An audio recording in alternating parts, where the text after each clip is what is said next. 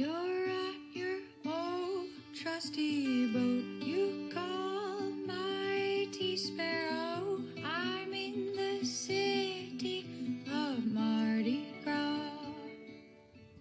Welcome to the Sailing into Oblivion podcast. I'm your host, Jerome Rand. All right, today we have Cari. She's super nervous. She's living on a boat right next to Mighty Sparrow. Welcome, Cari. It's good to have you on the podcast. Thank you. Should we crack we're having White Claws tonight? All right, just cracked mine. Nice. What flavor are you having? Lime. Nice. Ooh, delicious. Actually, that's my least favorite, to tell you the truth. I'm doing mango, which is your least favorite. Yeah. Hey, there we go. We've got something in common. I'm going to try and make this podcast as painless as possible. Cari was a little bit apprehensive, can we say? But I really wanted to get Cari in here because she's a very interesting person, and one of the first things I definitely want to talk about are her two beautiful little puppies. That Aww. she bravely lives on a, how big is Kaimana? 34. 34-foot hunter. Yeah. So she's, if you listen to the podcast, I interviewed Erin, who is her other half on that boat, and now I got the better half. Sorry, Aaron. That's right. Sorry, Aaron. Well, cheers. Thank you for coming on. I appreciate it. This should be pretty fun. We can talk about whatever you want. It's no big deal. Okay. You know, just imagine, the way I sort of think about it, imagine you're tuning into this podcast, driving to your job through traffic for the next hour. I'm so sorry. There we go. See, you're already empathizing with the audience. That's great. That's exactly what we want to hear. Yeah. I'd rather be going down the ICW for an hour than driving on a highway. There we go. Yeah. And see, you know, there already we're hopping onto a subject. The ICW terrifies me because I'm a solo sailor. Mm-hmm. So being on the ICW, I have to do everything. If anything happens down below, I don't know what I can do because nobody's on watch. You like the ICW. Yeah. I mean, but we don't have any experience going outside anyway, so I might like that better.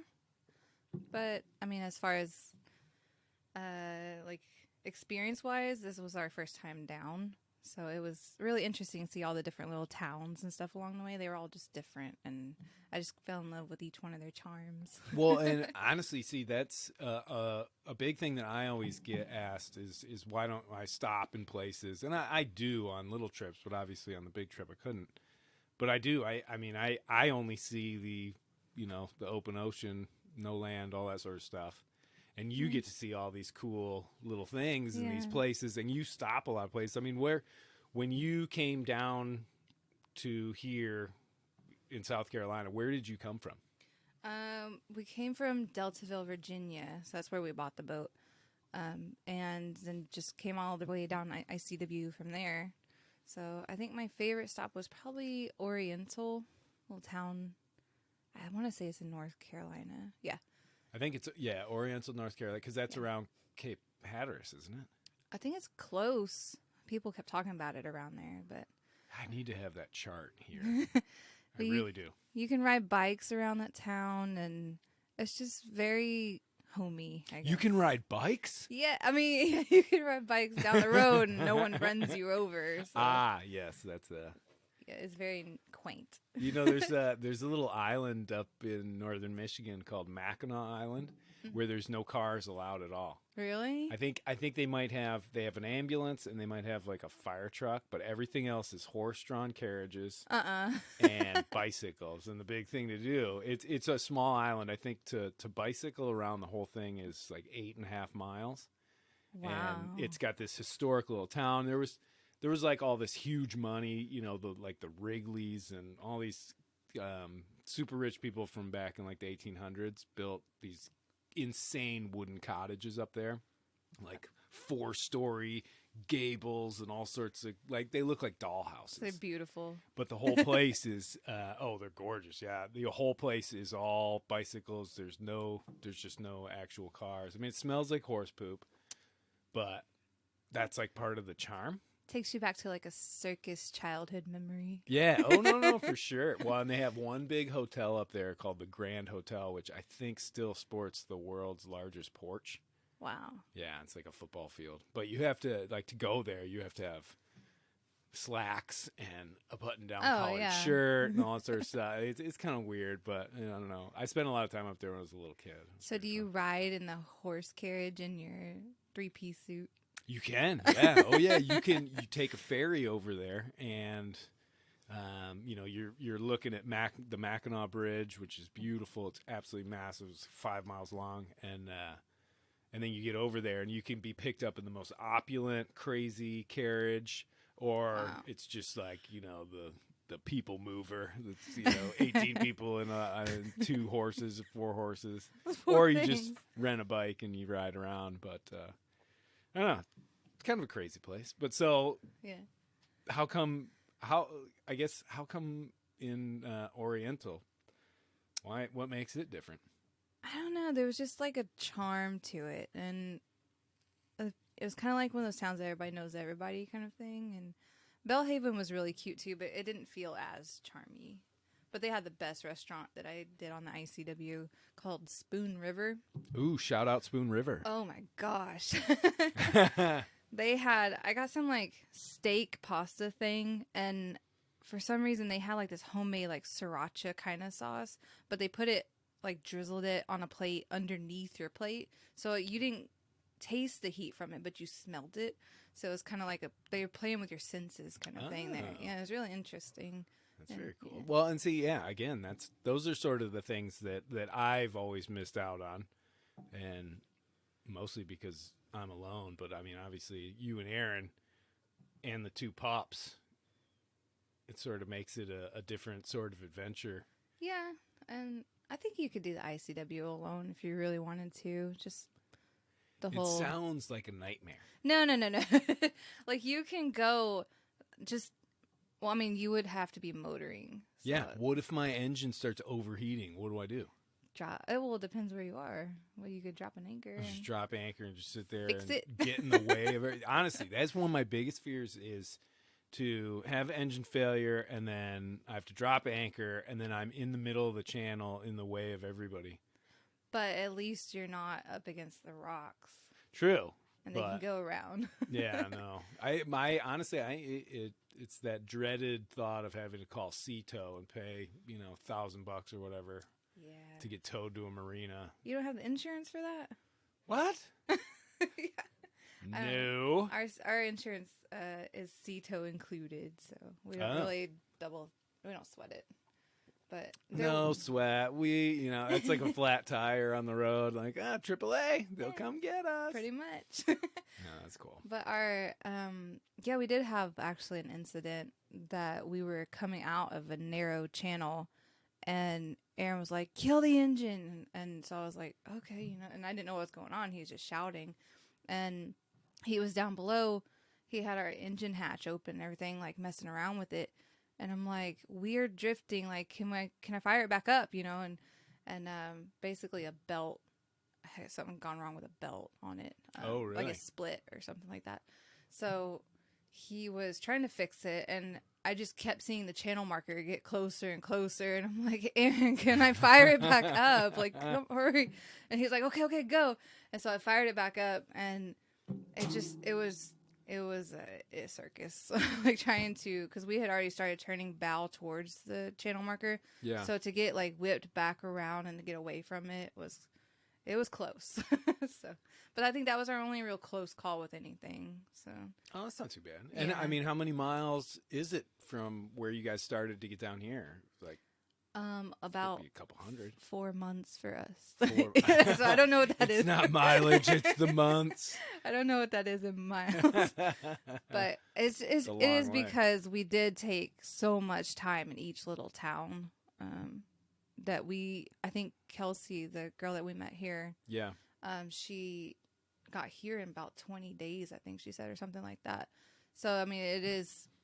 You can make it as long as you possibly can, or you can try to make it shorter. So it just depends on what you want to do or see. So. Well, were you guys always staying in marinas, or did you anchor a lot? No, we have a issue with our batteries. Like every few days, we needed to hook up.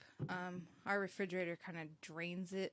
So I was actually thinking about just even when you're motoring.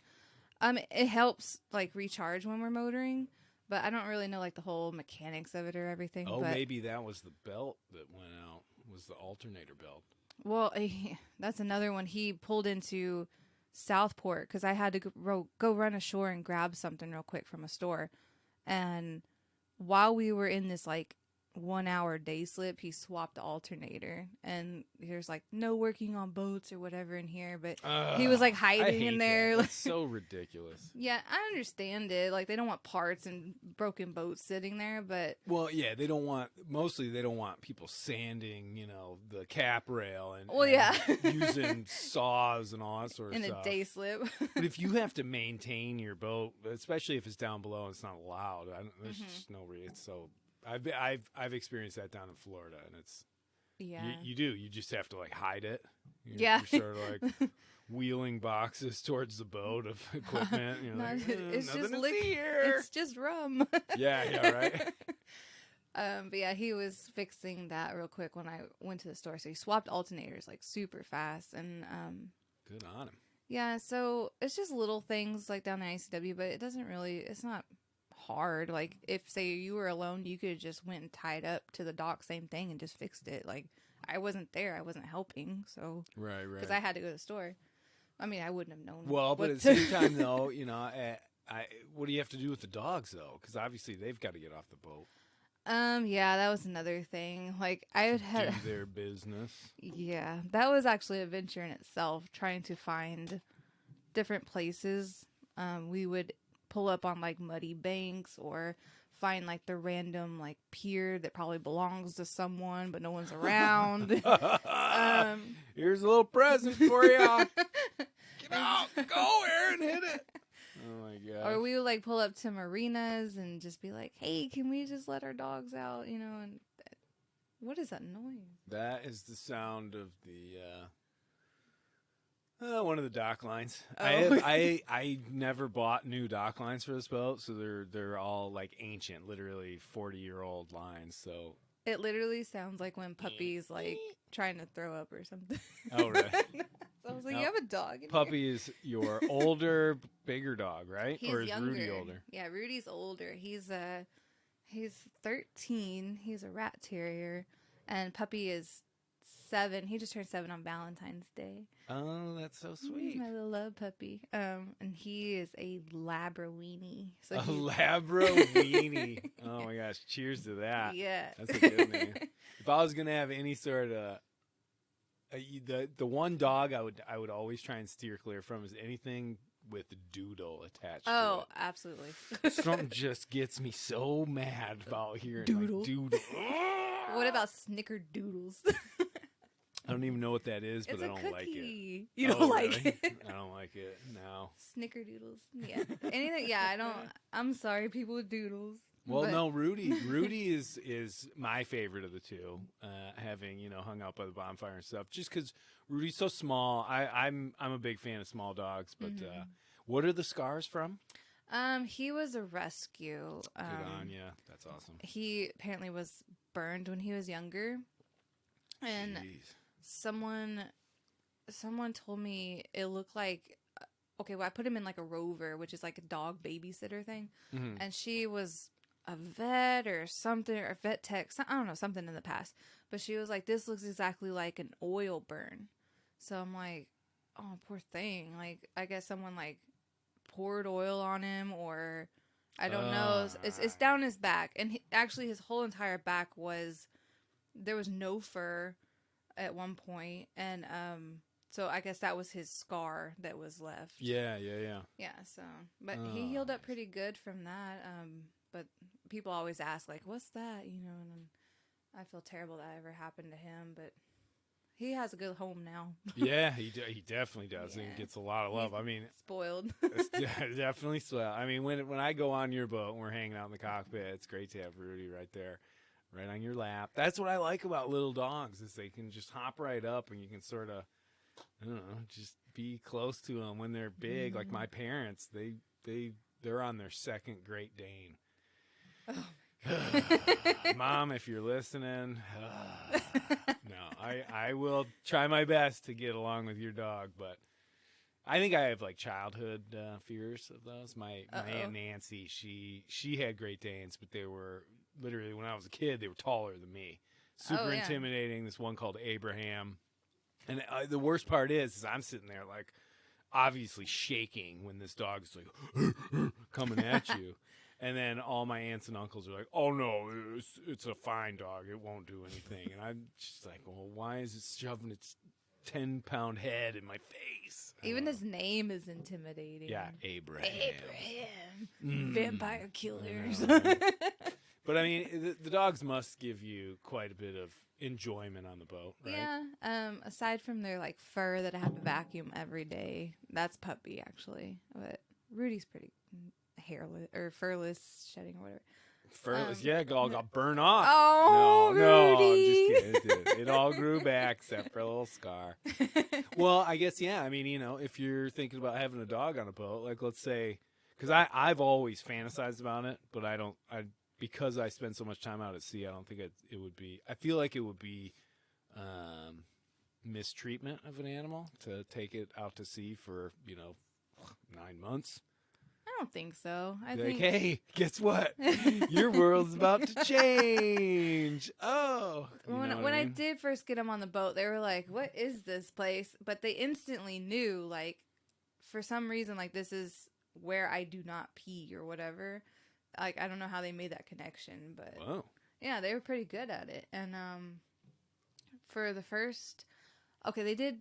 Each one of them did fall in at one point whenever we first got the boat, because we were on like a dock where it wasn't a floating dock, and so you had to either jump really high or really low or whatever it was, and so I would usually just have them jump off the side. Yeah. And at one point, I got to where they would actually go to the back and jump up to the dock, and that was their choice. They just started going back there.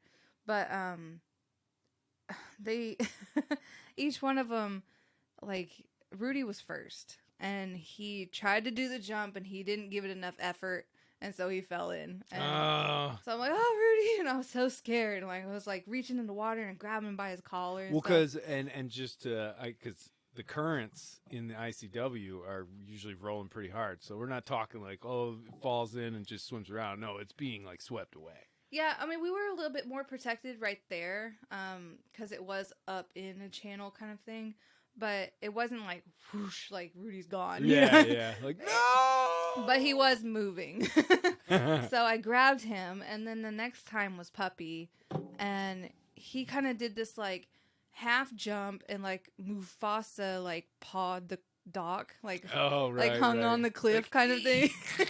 And then his whole back half was just like hanging, and so then he fell.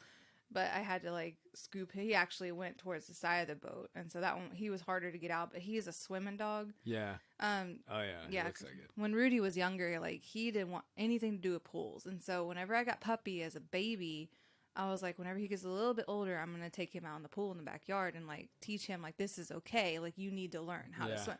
So me and my friends, Probably a good thing. Yeah, we would take turns. We all get in the pool and be like, one of us will hold Puppy, and then the other one would be like on the other side of the pool, and we let him go gently, and then be like, "Puppy, come here," to the other person. Yeah. And he just like swim all the way across, and he did good. So that kind of helped him learn. And then he used that in Hawaii too with the ocean and stuff. So he really enjoyed that. But Rudy's not a water dog, but can't you get little life jackets? We do. At one point I was like, I really need these jackets for them because I was so scared of losing them. And so I found Rudy's first, and then people were like giving me hell, like, why doesn't Puppy have one? But it's hard to find. Puppy doesn't need one, right? Puppy did. Yeah, I mean, Rudy is older, so he really needed one bad. But Puppy, he can swim better, but I still wanted to get him one. But he's just so damn long. So it was hard to like find a small jacket that was long, but I eventually found one in Belhaven actually. So nice. They have bright yellow and a bright orange life jacket. Well, I expect to see those outfits on them at some point. That's always it's kind of like when you see people at a ski hill and Oh. they've got their kids leashed to them. It's always sort of like, oh, look Yeah. at that. That's when I always think, man, I'm glad I grew up in the '80s. Aw, Back when, it was sort of like, yeah, kids get hurt. I wish I grew up in the 80s. I grew up in the 90s. I Oh, that wasn't too bad. I feel like I get gypped though. Like I watch Stranger Things and I'm like, oh, I wish I could have grown up then. Well, honestly, though, it's one of those things where it wasn't until I think, or at least in my opinion, the cell phone came out, and not even so much the cell phone, but the cell phone with entertainment possibilities. Oh, yeah. That's when just everything started to change. But I don't know. It's kind of funny. You see those old pictures of people put memes up of, it'll be a picture of somebody's house and then 5 bicycles are, strewn about the yard. And it'll be like, share this if you, or what did it say? This is how we used to know where everybody was in the neighborhood. Oh, yeah. So, I don't know. I know. Those ones is like, if you're old enough to get this, like, share some right. stupid thing or whatever, yeah. No, they were good times. It was innocent times. It was. Cheers again. Cheers to innocence. Cheers to innocent times. Yeah, I miss the days you could, like, just leave your doors unlocked and stuff. Well, we definitely up there. I mean, I don't know. It's kind of weird, but up in northern Michigan, in these small little towns, that's a pretty common occurrence. Up in Maine, there's a lot of places that it's still like that. But I think it's the size of the towns that you live in. If you live in a small town, you still get that sort of thing. Yeah. If you don't, then you just got to sort of deal with it. But I've never felt compelled to lock my boat unless I'm leaving for weeks at a time. Mm-hmm. Why are you smiling? You sneaking on my boat when I'm gone? Taking my claws? No, you said it's gonna sound so stupid. Tell me. You said compelled. And so I just like rushed back to our like Vampire Diaries stuff. Oh, yeah, because you recently took a trip, didn't you? Yeah. Do you want to tell us about that trip? Because I've seen it on TikTok. Not really. It looks like you two. So Aaron's sister Amy came to visit and was staying on the boat, and super cool. But you guys took a trip. Please tell us about your trip. Oh, God. Please. No one's going to know what I'm talking about. I'm pretty sure they're probably going to know. Remember, people have been in lockdown. They've been watching a lot of Netflix and TV. Oh, God. Okay, so we went to Covington, Georgia, which is where they filmed the Vampire Diaries. I feel like one of those Twilight people saying that, but I hate Twilight. But... New Moon is the best. Oh my God. So anyways, we went there and we looked all around like the square and we made this like stupid TikTok video of... It was not stupid. It was well shot, thought out. So I was impressed. I watched the whole thing. Well, and I think I commented too. Oh, so. You watched the whole 60 seconds. Yeah, on TikTok, that's literally the equivalent of watching a 2-hour movie. That actually is true. Yeah, most people, 2 seconds in, swipe. Done with that. Yeah, she had this idea of saying, like, I want, when I'm there, I want to make a video of me, like, running fast like a vampire. And so I was like, okay. And so I got to thinking, and I was like, well, we can do this, we can do that, and whatever, and like everything you see is kind of like from my brain, like every angle and every like thing, like breaking the stick. I found that like it's.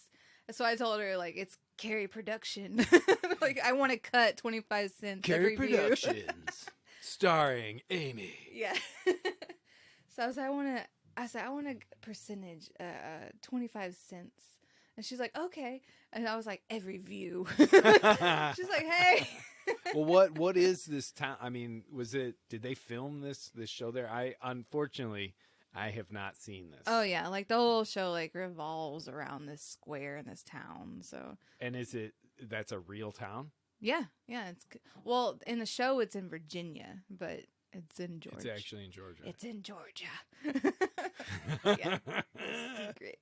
And so it's kind of a touristy place. Yeah, they actually a big thing they all like go hang out like all the time is this like Mystic Grill. So that was actually one of the shots in the video. Like we went up to the roof and I was like, okay, I'm going to kill you here in the video.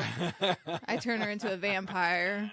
But and the clock tower is very famous in the show too. So we're on the roof. She went all the way up top of that, didn't she? No. It's just in the shot, like yeah, gotcha. you can see it.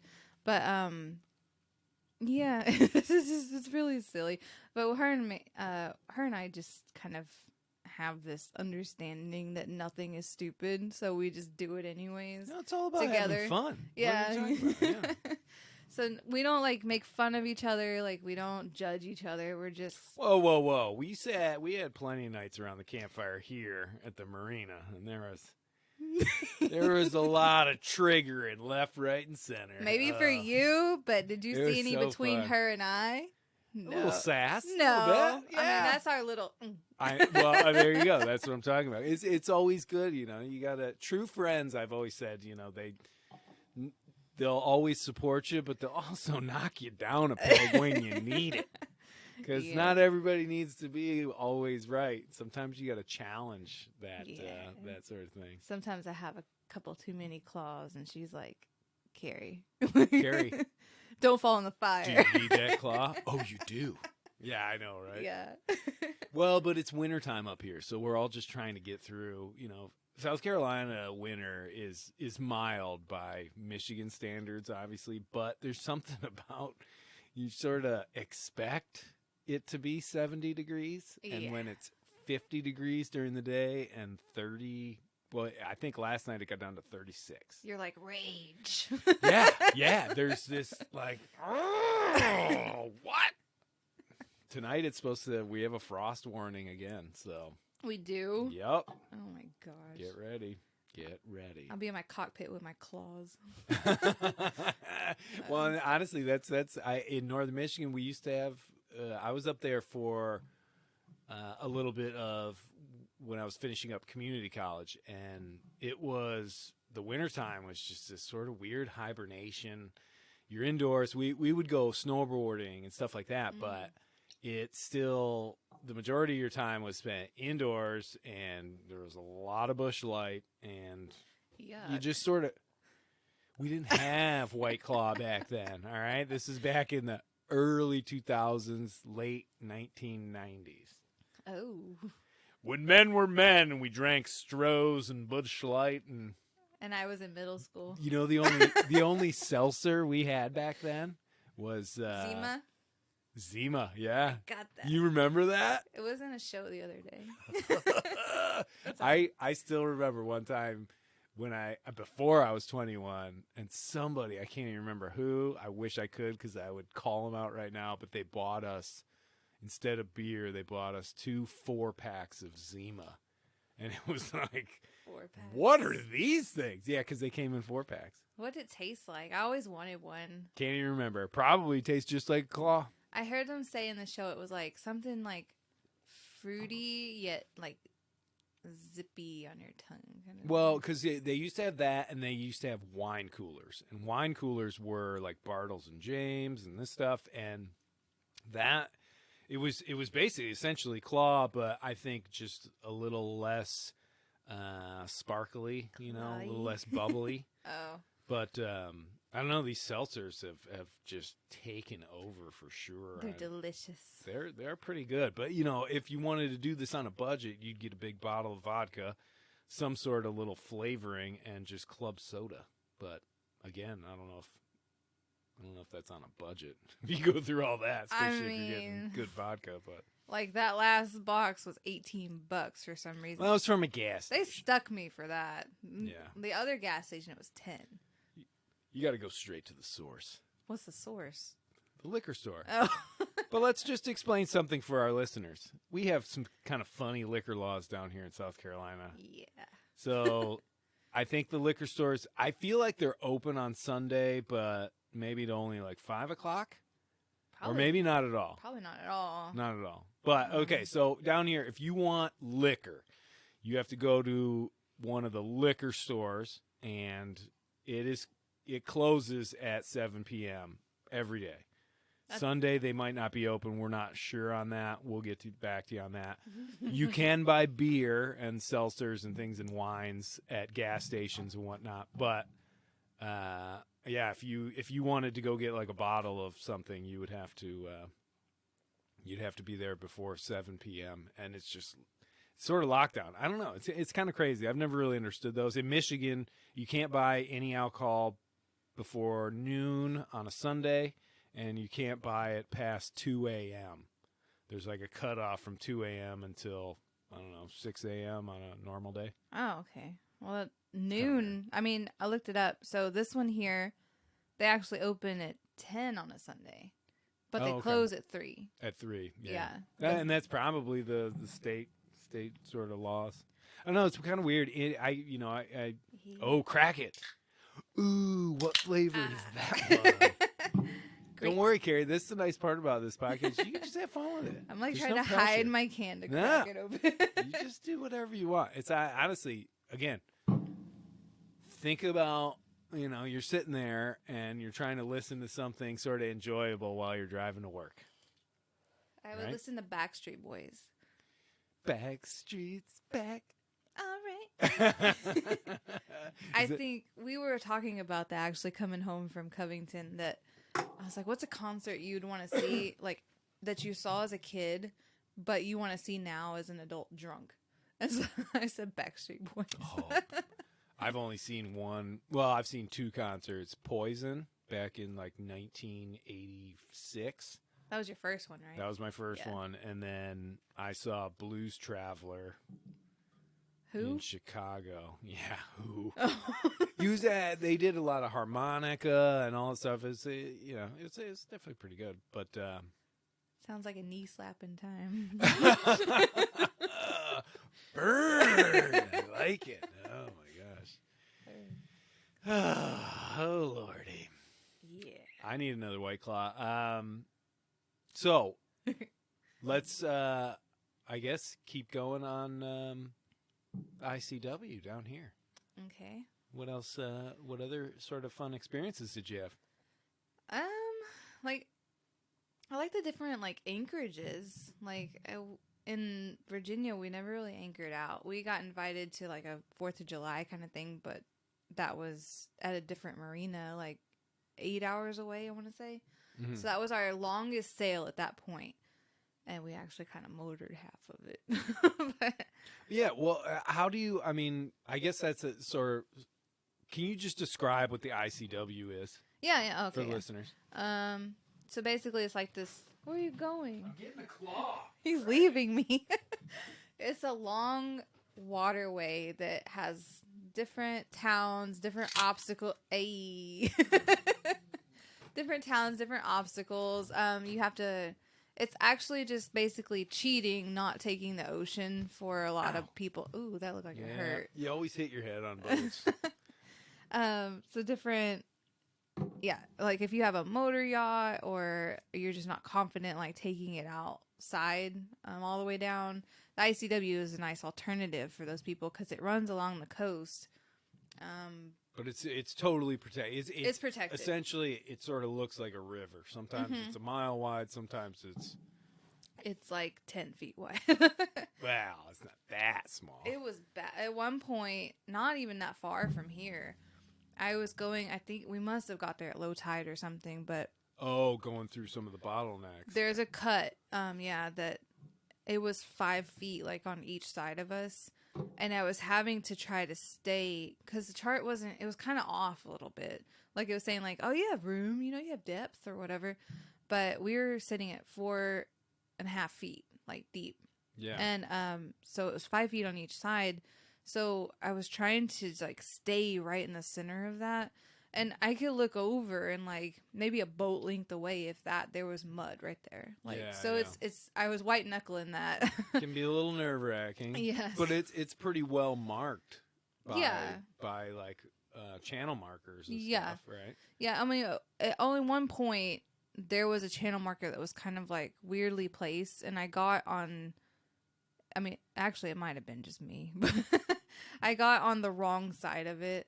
So I was like, oh shoot, because your reds are always on your Well, it depends. Where we were. There's that whole red right return, but Yeah. there's a direction of voyage that you have to sort of follow. So that only goes when you're heading towards the port that you're going towards. If you're actually leaving the port, it's like backwards. So Yeah. let's not confuse people. I'm sorry. Carrie. Basically, where we were, the red, where we were, the red was supposed to be on our starboard side, our right side. Right. And I went on the right side of that, and I shouldn't have. So, but luckily, like there was no. It was deep enough. It was deep, yeah. And so I was like, "Oh shoot!" What else? What else are you using to navigate besides your eyeballs? We have Navionics on our phones, yeah, and so we have. It's kind of we have a chart plotter, but that's kind of like just we don't really use it. Like we look at it and see like if I'm curious, like what kind of big bodies of water around me to figure out like what kind of current's about to come through. Yeah. Like I'll kind of glance at that. But it's not super helpful as like Navionics is. Navionics, for our listeners, are just basically you can get all the charts, and since phones have basically GPS positioning, it's the easiest, most I think convenient way to navigate. Yeah. Do pilotage, stuff like that, which means coming in and out of ports or being on the intercoastal. And you can have it literally on your phone, and then you can have it on your tablet, and then, Aaron can have it on his phone and his tablet, so you have all these backups. It's I think, far and away the best and easiest solution, and probably the safest as far as modern technology. 20 years ago, it would have just been laughed at. It would have been treated as just like an extra little bit of caution, so to speak, only because people wouldn't have trusted that the iPhone was going to turn on when you wanted it to. I can't imagine having done the ICW on a paper chart. So easy. Trust me. Yeah? Yeah. Well, I'll sit down with you if you want. I can show you how you actually would plan, like, let's say, sailing from the ocean up the 25 miles to get here. I can show you exactly how we used to do it. And it honestly is just a rudimentary iPhone, because you would look at the chart, while you're out at sea and you're headed in there, and you would take a little notepad, a little piece of paper, and you would write down and even draw a little diagram so that you could put that in your pocket, so that you could be up on deck. And as things went, you could sort of check it off, like, oh, there's buoy number 4, there's buoy number 5, and you would go, and that would give you complete confidence to always be up on deck and not have to run down below. And if you really got into it, because I learned how to do all that stuff over in England, and it was at a time before. Yeah, I know. But it was really good, because over there, what they always tried to prepare you for was blind navigation. Ooh. Which means the fog rolls in, there's no GPS. How are you going to find your way from here to there? And there's traffic, and there's all this other stuff, and there's tides. And so you had to do blind navigation. And what they would do is they used to block out all the portholes, and you'd have to go down below and tell the people up above, where to go. Nuh-uh. And yeah. And you would have to go, our examiner had us go through, and he would say, okay, we're right next to this buoy, get us up to this one, and the next one's 6 miles away. And I would tell him when to tack, I would tell him when to maneuver, and all this sort of stuff. And then I would have to tell them, to be able to pass the exam, I would have to basically say, okay, I think the buoy should be on our starboard side now. And they would shout down and be like, yeah, it is. Or if they said it wasn't, and it wasn't, you basically failed and had to come back. Yeah. That's actually really neat. It is. It's pretty cool. And it's not hard. It's these little 6-minute EPs, estimated positions and stuff. There's a lot of tricks that you learn how to do that quickly. But yeah. That probably really helped you, though, like in the future. Well, for me, that stuff, I've literally almost never had to use it. Oh, really? Yeah, just because you haven't had to with the iPhones and all that sort of stuff. And plus, I haven't done any sailing in the Solent in England, which is just, it's basically horrific to try and sail over. You've got two shipping channels converging around a huge sandbank called Brambles Bank, and then converging going north to Southampton. And so there's tankers, there's hovercrafts, there's sailboats, there's all this stuff happening. The tides are ripping around way faster than they do here, and you're trying to sail your boat into all these little tiny marinas. Plus, you've got all these old-timey sailors that are judging from above. So there's a lot of pressure. There really is. Judging from Yeah, because they honestly like that. If you want to have a captain's license that really says something, I think you have something from where you had to learn and get examined in the Solent in the UK, and that definitely means something for sure. It's not easy. It's very hard. Seems like a spicy experience. It was not fun. We spent 2 days on a boat. There were 4 of us with an examiner, and we were sailing from port to port day and night, never really taking much of a break. And he made it a well-known thing that if you screwed one thing up, you would fail and have to come back. And so we were all just under pressure, constant pressure. It was exciting, but it was really not a lot of fun because it's a very challenging thing. But they do that because they want to make sure that if you're going to carry a yachtmaster license, it's got to actually mean something. So, well, yeah, I would want the person that was in charge of something big to know what they're doing. Yeah, exactly. So, I actually watched. Have you seen that woman on TikTok? That's the captain of.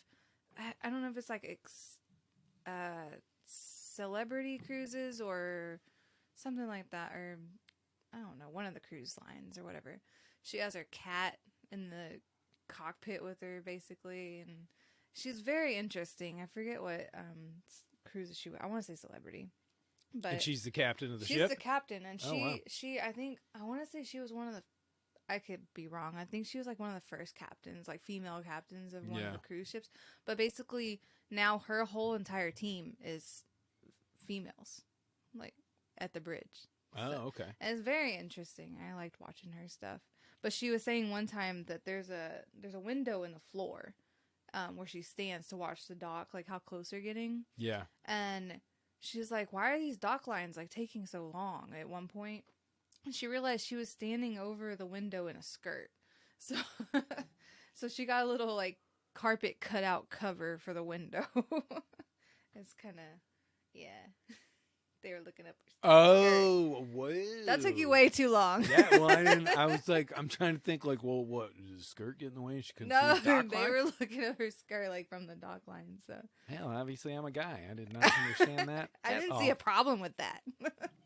Well, it's a tough job to get. I know back in the day it was usually captains from like the Navy and stuff, retired guys. Because you're responsible on those big cruise ships. You're responsible for like 5,000 people or whatever. Yeah. And that is insane.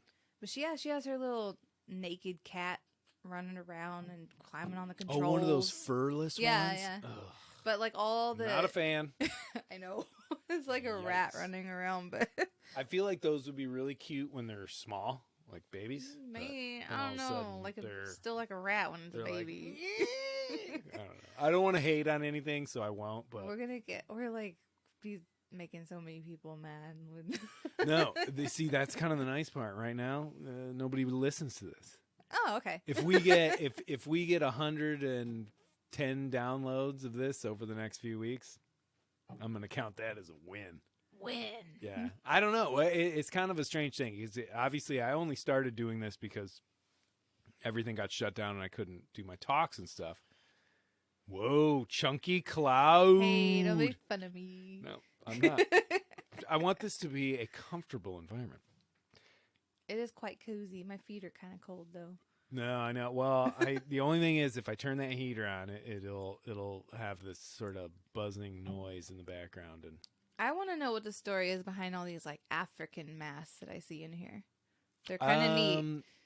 Some of them are African. Some of them are from Fiji. When my parents went there on their, I think it was like their 20th or 30th anniversary. Oh. Yeah, they went down there. But there's also stuff from Dominica. I've always tried to sort of grab those little knickknacks from any of the places and it's honestly, it's kind of funny because when I was much younger, in my 20s and early 30s, I had a really adventurous spirit, was willing to go to any weird, crazy place, didn't matter, and I would come back. You know, I've been to Istanbul and things like that, and now as I get older, I'm much more hesitant. I mean, obviously, over the last year, it's like you can't go anywhere anyway, but yeah. I don't know. I'm glad I have this stuff because at least now when I look back, I can sort of say, oh, yeah, I went to some places. I saw some cool stuff. I went there. No matter if I'm a big wimp and I don't want to go anywhere now because I'm scared of everybody. Ah! Poor bye-bye. Yeah, I know, right? So what's the deal with the picture of the patio furniture? Oh, that, yeah, over the nav station. That is a picture that a friend of mine took from a place called Michigania, where that was the first place I started to teach sailing. Oh. And then I started sort of being sort of the sailing director, I guess. And I was there for year after year after year. It was just a summer thing, but had a team of about 10 instructors teaching thousands of people each summer. It was just so much fun. But that was sort of the little table that was the centerpiece. Hung out at. That table has people's, carvings in it from the 70s. So I don't know. It was a super cool place. And it was one of those places where, where you work somewhere where you just love it so much that you just want to always make it better. You want to hold on to all the traditions. That was that type of place. And was it a marina too? No, it's not a small inland lake. We had about 100 boats, but they're all 25 feet or less. And most of them were like little beach boats. But I think it was like 2004 or 5, the actual boathouse that picture's from fell down. Like it was leaning over because it was 50 years old or whatever. No. And so they built this new one. It looked like just a regular garage. And a buddy of mine, Charlie, came up about a month early that summer, and he and I met up, and we basically went through and tried to decorate and paint it exactly the way it had been for the last 50 years. Yeah. And so a lot of people that came that next summer didn't even realize that a new building had been put up. Oh my God. So that was pretty cool. I don't know. So, some of those traditions and stuff, there's a lot of people that still probably walk into that place and they show their kids it, and they're like, I remember when I was a kid walking in here, and oh yeah, absolutely. now I'm bringing my kids in, and it still looks the same, even though it's a little different. But that's sweet. You framed it and everything. Oh yeah, well, a buddy of mine sent it to me and everything, and I don't know, it was super cool. We had a loft, like a sail loft, a couple mattresses up there, and if you were a little tired at work, you could just what was head the up there quotations for? Go to sleep. Well, if you've been up a little late that night, you know what I mean? Kind of partying. Too much claws. Well, we didn't have claw back then. Back in my day.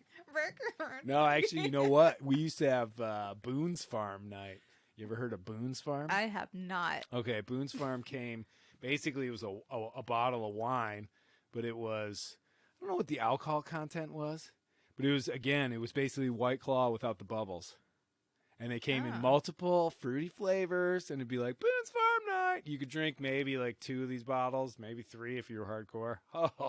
That sounds like something you would get sick on. Yeah, probably. I mean, it's the same as this stuff. It's it doesn't taste like beer, and it's fruity, and it sort of quenches your thirst. I mean, Boone's Farm definitely didn't do that like this stuff. This stuff is literally magic in a can. I guess you could call it that, but it's also terribly addictive. I don't know. I'm searching for the word, Cari. Like you wake up at 9 and you crack a claw. And no, you don't. Don't do that ever. It's bad. I did. I actually, when I first discovered White Claw, I had a box of them in the little closet thing in the head. And I was like, I'm really thirsty. Like, oh, that's seltzer water, you know? And so I'd crack one open and be like, gulp, gulp, gulp, you know? Delicious. And I'm like, hold on, like, this has alcohol. Like, what am I turning into? But then that was the time that I fell in love. Well, it is. It's just one of those things where I don't know. These things, for me, it's just if I get a 6-pack or 12-pack of them, they just go down too easy, too fast. I have to really remember to drink, a lot of water while I'm having a couple of these, just because. That's what the next day's for. Such a bad influence. Oh I know. gosh. I'm like, here, you want another claw? No, I've got one. Thanks, Cari. That one's almost done. You need another. All right, scariest moments so far on the boat. Hit me. Let me think. I do have one in mind. I don't know if it's the scariest. Okay, I have two, but it's gonna sound measly to other people, especially Going through a gale in the Southern Ocean, hanging on for dear life? Thanks for setting me up for failure. Yeah, I dodged a couple cyclones. No big Let's deal. not brag here. You're like, man muscles. Let's not brag. No. Is Please continue. Okay. Oh, the claws. I'm a little Is that distracted by your underwear over the porthole. Hey, whoa. All right, well, let's dive into that real quick. So I tried to. West Sail 32 has a really interesting feature. Basically, the walls angle inward, so the portholes, if you try and put curtains on them, unless they have sort of bungees or something like that, the curtains hang too far away from the porthole. They don't block the light. It's kind of annoying. So what I did was I bought some very inexpensive, solid color boxer short sort of things. There's 3. Oh no, I have 8 because there are times when I want to block all of it out. I mean, there's 3 up. Yeah, there's 3 up just on the dock side because last thing I want is you peeping in here. I'm gonna look at night. What's Jerome doing What's over he doing? there? I'm gonna put my hands on my eyes and look in. Yeah, exactly. See, I don't want that. But these, most people don't even notice them. I did. Well, because you've been sitting in here. All right. So, scariest moment. Can we? Okay. Can we move on from I'm just judging? It's just judging from above. Judging from above. That's the offshoot podcast. I've always wanted to do it, but it's so full of negativity that I don't want to pollute our world with any more negativity than's already out there.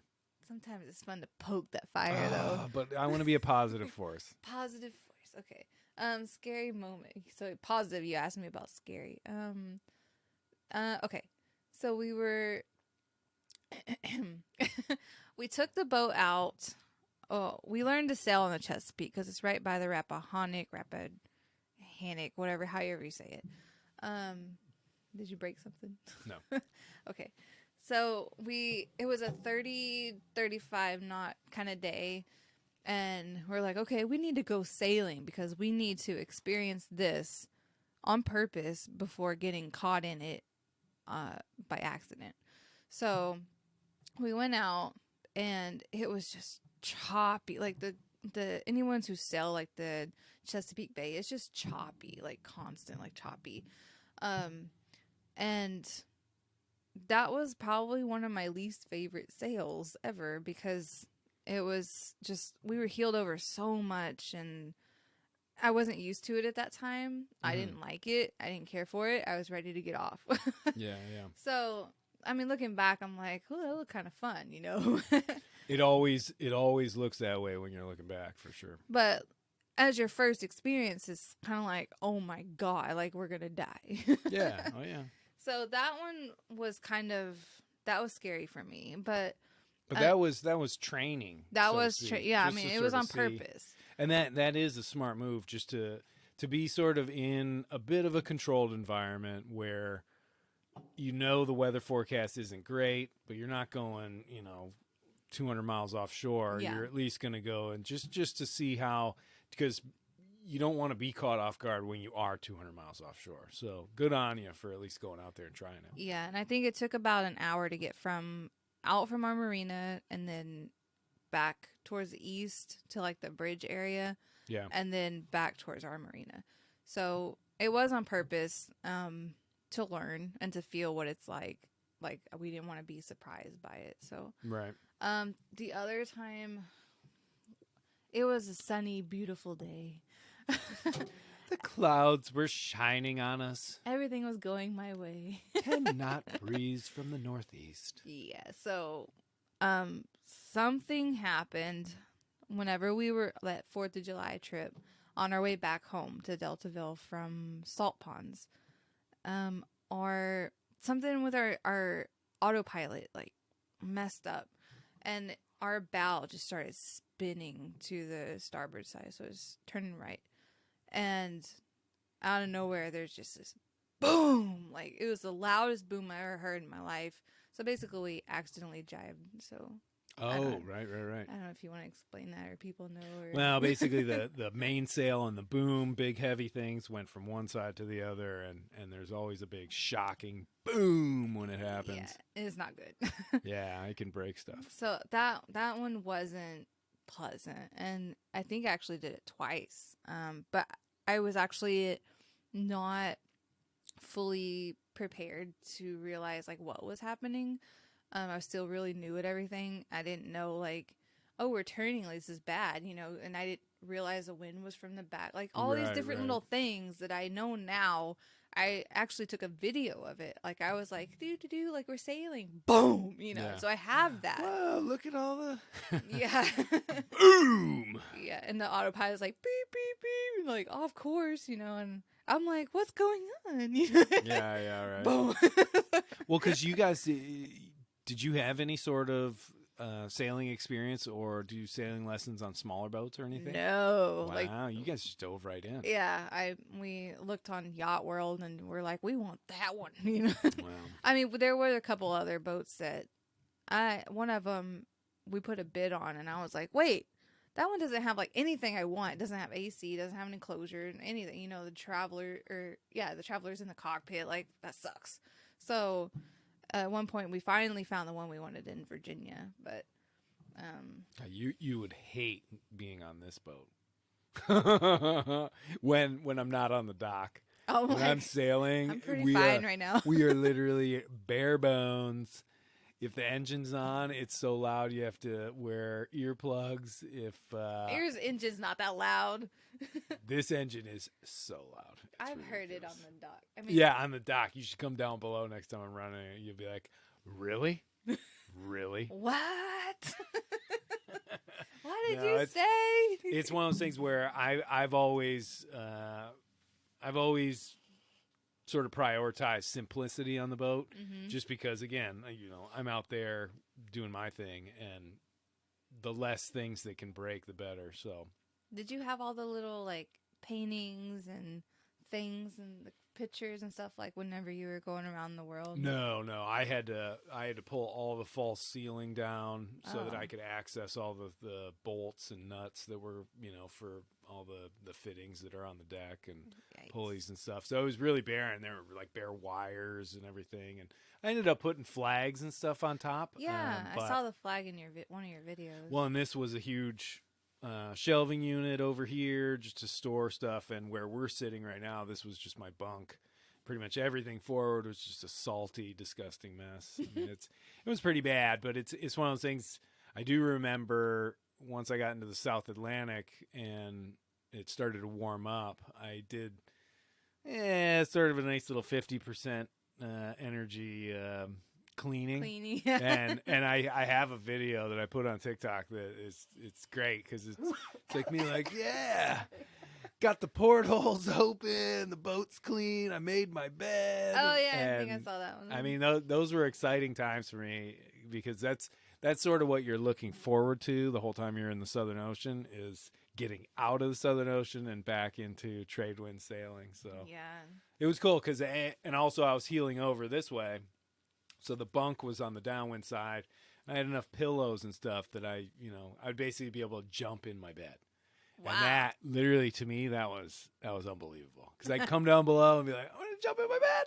Jump in sideways. Those were my little joys because I didn't have any coffee. I didn't have any like alcohol. I didn't have anything. I barely had any food by that point either. But Or water. water wasn't too bad. There was a point in the variables, so somewhere around like 30 degrees south in the South Atlantic, where I got caught in a pretty big rain squall. So I caught like 45 gallons in one night.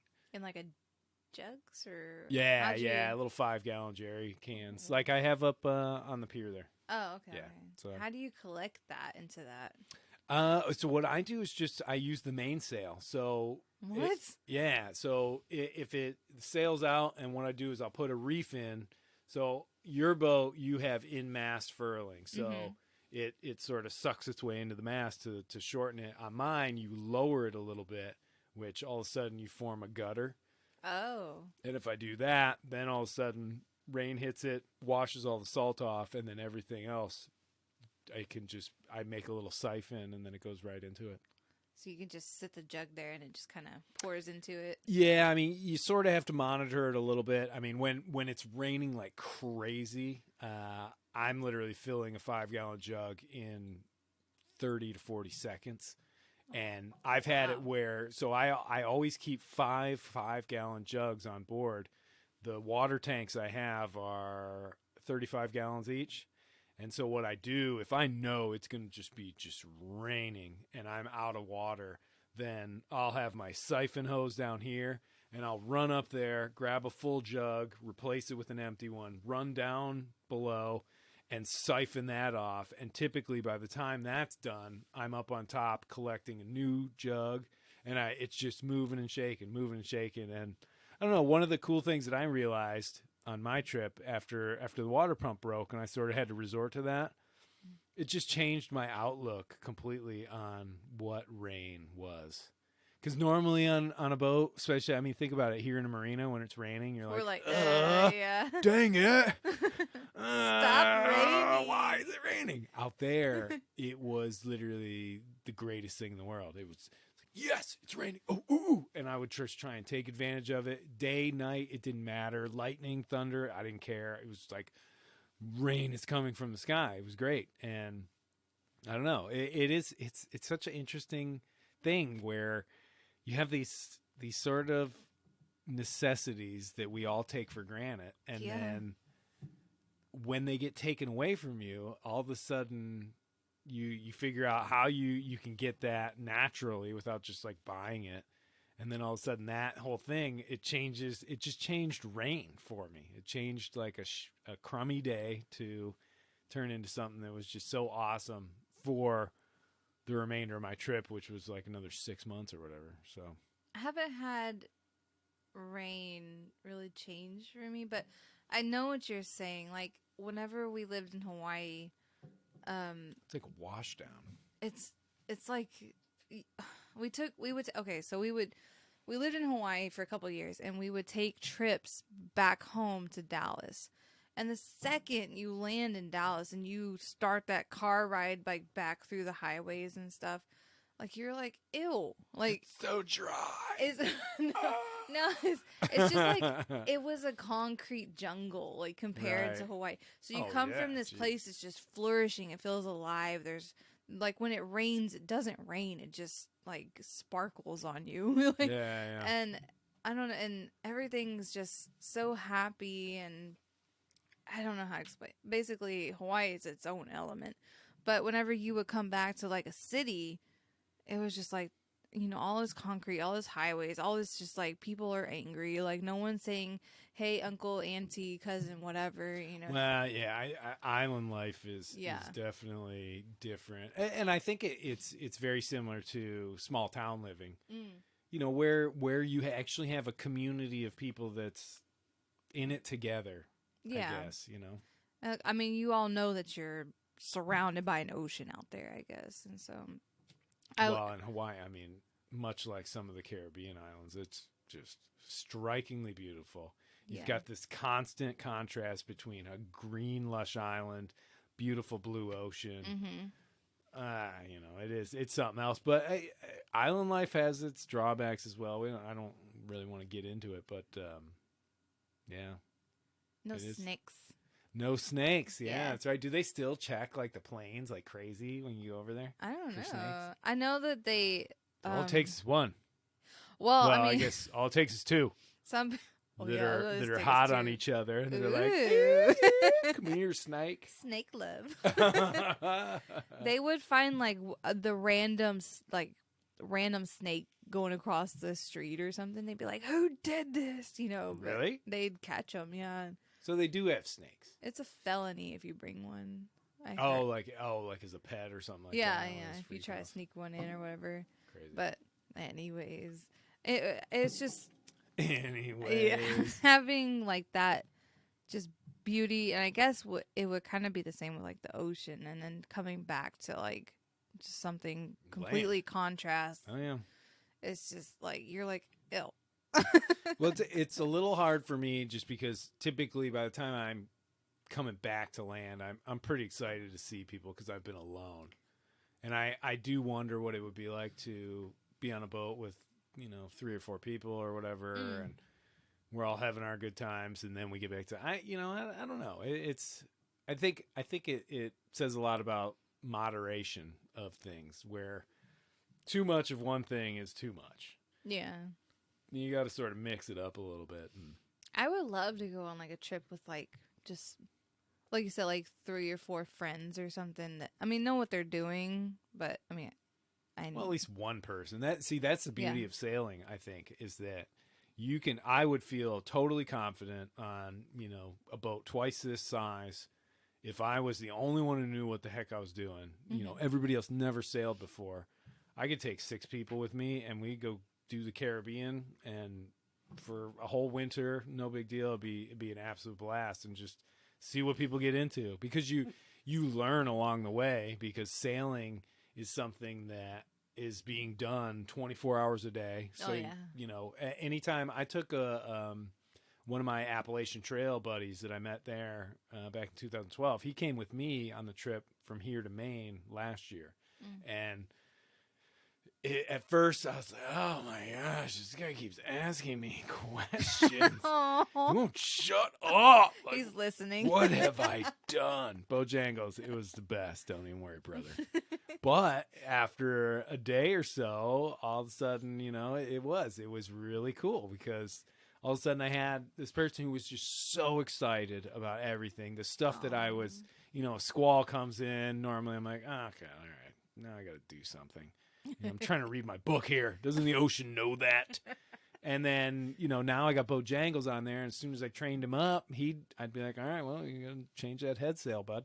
And he would just be like, yeah, I'm on it. Just like I used to be when I first started, until, when you change the head sail 10,000 times and you start to get a little over it. You get to be that salty old sailor. Yeah, exactly. So I don't know. Maybe that's what the future holds. I don't really know, but hey, we're getting over an hour here. I know. I don't want to keep you too long, but I do want to get into just a little bit, because this is sort of the focal point, I guess, of this podcast. I'm scared. is what I like to call shucking off normal life, the rat race. See you later. Oh. I'm going, and I'm going to live an adventure. What got you into that?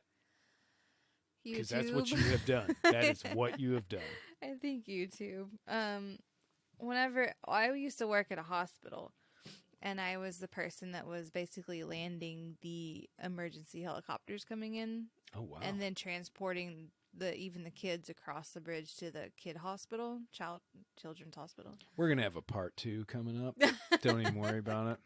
So I did that. And people were like, oh, what do you do for a living on your boat? How do you make money? And I'm like, I don't, like I can't integrate that into boating. Like to do that kind of work, you need to be somewhere. Yeah.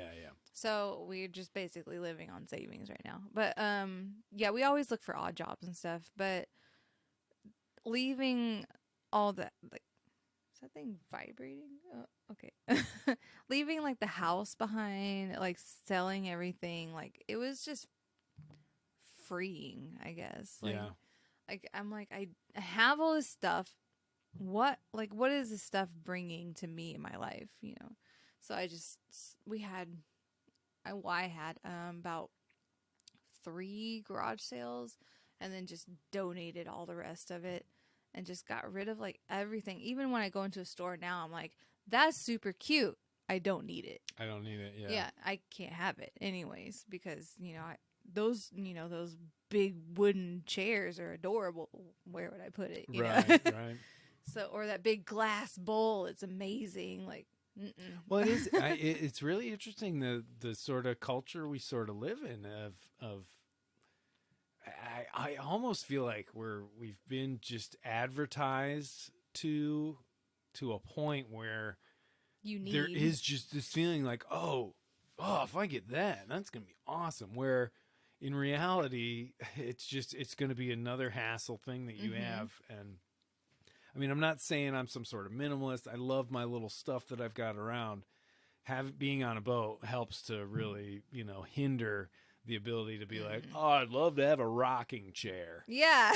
No, yeah. Where are you gonna put it, there, guy? I don't know. It's pretty interesting. So you guys were just feeling like it's time to change it up.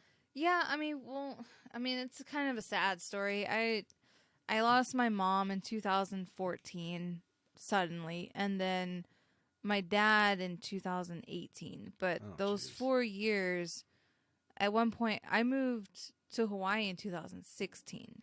So I actually moved my dad out there. I was like, Dad, retire. Like, come with me, Yeah. And he's like, I don't know. I was like, no, Dad, retire. Like, his health good at that point?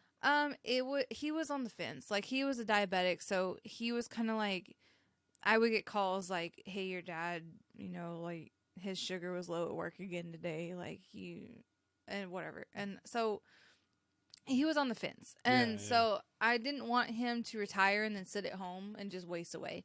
So I was like, you retire and you come out here with me. So I flew him out there to Hawaii and I took care of him. And he did that. Yeah. And how old was he? He was 71 when he passed away. So I think he moved out there when he was about 69 or 70, wow. Somewhere in there. Yeah. And so he had a good amount of time out there, and he liked it. Yeah, like this guy could not swim at all. Didn't know how, never learned. And so me and my friend out there, we slapped him in a life jacket and like took him out in this like lagoon and stuff. And we had that one of those full face like snorkel things, so it wasn't too hard on him. And this guy was snorkeling in a lagoon in Hawaii for the first time. And so, Cari, there's fish. There are fish. And he loves fish. Oh, that slides. But yeah, he loved it, and he got to see like, the Pearl Harbor stuff and Waikiki, like just everything. And we go out all the time, and I take him to movies and just every little thing we could do. Unfortunately, their healthcare is very. No, it's different. Yeah. Yeah, it's island. Right. So, I mean, at one point, his cardiologist specialist was sitting in a lawn chair in the office. Right. I was like, maybe, I hate to say it, but it's time to go back, And so we got him back to Fort Worth and everything. And how long was he over there? I think about a year he was over there. So, yeah. So he got to see a lot. That's so great, Cari. That's literally, that's so great. Yeah, and I wish I could have taken my mom over there. She used to joke about Cari's move. She wants to move to Hawaii, so she's going to take me with her and stuff. And I'm like, okay, And I was still in college at that point. But now I have actually both their ashes in box, and I want to take them, that box, to Hawaii to let them go. Because my mom always teased me about taking her with me, and my dad had the best time of his life there, so I feel like that's just appropriate. Yeah. So, oh, heck yeah. But yeah. And it's a good reason to return to Hawaii for you. That's true. Not bad. I really miss it. But yeah. Wow, that's so cool. Thank you for sharing that. That's just really, I don't know. That makes me want to like call my parents and be like, hey, what do you guys want to do? Let's do it. Yeah, like anything, like I would give anything to call them, but I just feel like if you have time with your parents, like don't take that for granted at all because you're gonna make me cry. But That's yeah. all right. I won't judge you. I called my dad last night. Oh. I usually talk to my mom at least once or sometimes like 3 or 4 times a week, depending. I know sometimes they're older, they can be annoying and like they're your parents and stuff, but I don't know, it's just Why, honestly, I think you'd probably relate to this too. There was some point where I think in my 30s, and maybe it had to do with something about working in the hospitality thing and working at resorts, but I remember sitting down talking to my brothers when we would go up to Michigan and visit my parents, and yeah, I mean sometimes it's like geez, yeah. but I remember going up there one time and we sort of had a brothers meeting, and I was just so used to always trying to get my staff to just be like, guys, we really just want to make every minute count for these people who are here on vacation. That's our job. Let's do it. Mm-hmm. And I remember having a meeting with my brothers and be like, all right, guys, it's all about just juicing up mom and dad. We're going to make sure they're having the best time. We got to, be up there, cocktail hour, having fun. Let's make dinner. Let's mix it up because eventually they're going to go to bed. And then we can go downstairs Yeah. and, do our own thing. But if they're up, let's really juice them up. And I think you did that tenfold by taking the old man down to freaking Hawaii. So that's awesome. Yeah, and then whenever we did end up moving back to Texas, we had to come in at California to drive our cars back to Texas. And we had them shipped. So we went through Las Vegas. And I think that was my dad's first time going through Vegas. Ooh. So we were there about a week, I think. It was a little bit too much for Vegas, but we were there. Yeah, isn't that like a 2-day town? Yeah, I mean, but we had to wait for I've our never cars and stuff, so we just took a rental there. I don't remember the whole logistics, but basically, I got my dad like the gummies in Vegas, and I like would wheel his wheelchair around like everywhere we went, and he had a Long Island in the first time in forever. Well, a Long Island iced tea? Yeah. Nice. Yeah, because he didn't drink, because he was diabetic and stuff. So we had to be yeah, really, true. really careful. But he's like, I think I just want one. I mean, I don't know. I feel like he kind of knew, like he was going downhill and stuff. But Right. he just wanted to live. And I'm not going to take that from him. Heck no. Are you kidding me? I was like, I'll get you one. I know, right? But I would take him to like the old strip, like the Fremont. And there was these two girls, they were like the Vegas showgirls and stuff, so they did a little pose with him while he's in his wheelchair. Oh my gosh, they're so funny pictures, but he's like sitting there, he's like doesn't know what to do. Yeah, right. He's probably just so excited. He's just Yeah. like, make the moment last. And This another is awesome. Yeah, another couple of girls had like their boobs like painted like Batman symbols or something, but they were like Vegas. I mean, it was just paint, and so one of them like climbed in his wheelchair with him, like hugging on him and stuff. And you could see on his face, he's like, what do I do? Yeah, right. But that was a fun time for him too, even though we were coming back, but he enjoyed all that too. And just showed him different things. Yeah. But I got really sad. Oh, no, that's honestly that sounds to me just like amazing, and good on you for doing that. Jeez. That's an Australian term. Good on you, mate. Good on you. Yeah, right. No, I mean, think about it. The majority of people just throw their old folks in some old home somewhere and just sort of forget about them. But never. Yeah. Shame on you, whoever does that. Yeah, don't forget your daddies and mamas. Exactly. They didn't forget you, did they? Oh. Well, maybe, who knows? I mean, that's the thing. That's where judging from above goes wrong, because some kids are like, well, my dad, left me in the car. Yeah, they forgot me all the time. All right, well, you're out of claw. I'm almost out of claw. This has been phenomenal. Was it hard? Are you mad that you did this? No, you're not. I really didn't want to at first. I know you didn't. It took a lot to get you down here. I'm. Yeah, you drove me to the store and clawed me up. Yeah, that's what it was. That's right. We had to lubricate things, but it's pretty fun, right? We get in here, we have a nice chat. Yeah. I've always found, honestly, with some of these podcasts, you remember when you were like a teenager and you'd have conversations, long conversations about just, Anything. anything, God, religion, end of the world, all these things that seem to matter so much. And then, those sort of kind of peter out for whatever reason when all of a sudden you stick a microphone in your face and sit down with somebody one-on-one, all of a sudden you have like this long conversation. And they stay off their phone. And everybody stays off their phone. Yeah. Yeah, no, it's true. It's totally true. I'm so mad at that thing. Yeah. In this wintry, cold place, it just grabs me, and I grab it, and then I look at it, and I'm like, what? I'm just wasting my time, but whatever.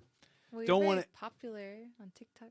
Well, TikTok is, it's actually been kind of nice because I started sort of putting a lot of the videos and things like that out on all sorts of stuff, and there's never any real reception for it. And then I put stuff on TikTok, and it just sort of, I wouldn't even say it didn't explode by any means, but Yes, it did. No, I mean, if you explode on that, you get millions of followers, and I definitely don't have that, but it's just been nice. Honestly, the coolest part is that it's very rare to find any sort of demeaning or hateful comments or anything like that. It's been mostly positive stuff and questions, and I try and answer them and all that sort of stuff. I don't know. It made me go to the point where I kind of wanted to just make a video to like thank all the people that are followers. You know what I mean? I mean, lucky you. Yeah. Oh, no, I know. It's I got definitely it the exception. I know. And a lot of people do. I mean, we had our buddy who who started getting way too political. Now his account is gone. But I don't know. Anyway, so R.I.P. Yeah, right. To your social media. Later, Jasky. Oh man. Hopefully you're doing good out there, buddy. I'm sure you're gonna listen to this podcast. We miss you. I don't know where you are. Don't call me. Just kidding. You can call me. It's totally fine. But yeah, other than that, I don't know. Maybe we'll do a part 2. I would like to hear a little more about the old landing helicopters on hospitals. Oh, I'll bet you gosh. have 1,000 stories. It's not that interesting. It got pretty kinda rudimentary bad. Yeah, I after a bet while. for you it did. You know what? I say the same thing about sailing around the world, and That's people look at true. me like, "Are you kidding me?"